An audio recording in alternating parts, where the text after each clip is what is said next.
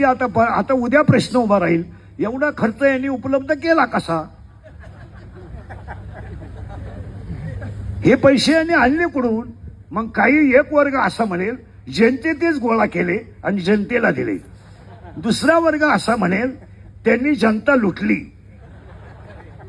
तिसरा वर्ग असा म्हणेल त्याला सगळ्यांचं समर्पक उत्तर आहे, माझ्यावर प्रेम करणारी जेवढी भक्त मंडळी आहे त्या भक्त मंडळीने 90% लग्नाचा खर्च स्वतः केलेला आहे. स्वदेश प्रॉपर्टी असेल, कातोरे साहेब असतील, आमचे सगळे मित्रपरिवार असेल, तुम्ही बँडवाल्याला विचारा, मंडपावाल्याला विचारा, आचार्याला विचारा, आतापर्यंत माझ्याशी 26 वर्षात एकाही बँडवाल्याने आचार्याने व्यवहार केला नाही. त्यामुळे तो ट्रोल करण्याचा कोणालाही अधिकार नाही. ज्यांना आता आम्हाला देणाऱ्यांनी दिलाय, त्यामुळे त्याच्यावर चर्चा व्हायचं काही काम नाही.